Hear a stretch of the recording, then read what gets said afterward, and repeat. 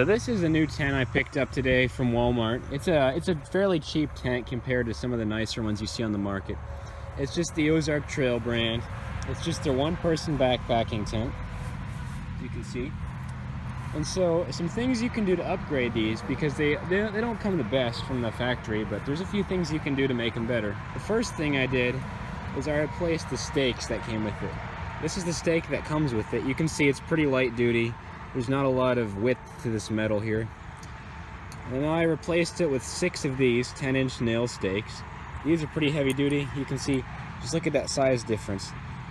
And the point is way better on there too. These stakes are just going to hold up a lot better, have a lot more support.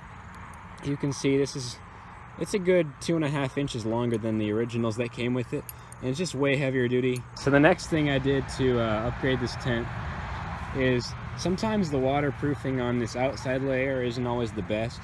Even though there are tape seams on this tent, I don't want to take any chances of getting wet. So one thing I did is I picked up some of this silicone water guard waterproofing spray that I got from Walmart, and I just applied a nice heavy coating of this on there. It's an extra level of security of any rain that may happen along the way as I'm camping. Another great thing that you can do to upgrade your tent is use a ground cloth.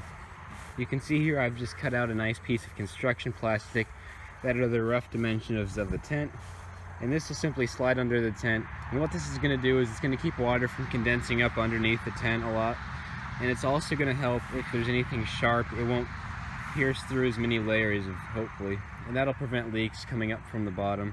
If you have, like, say, like a thorn comes up, hopefully this is just an extra layer of protection for the bottom of the tent. And so what I'm going to do now is I'm going to put it underneath the tent, and I'm going to cut it out.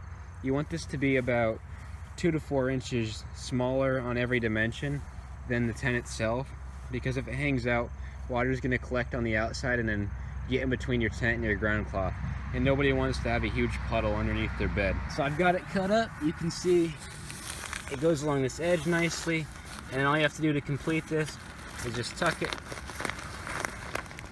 underneath the tent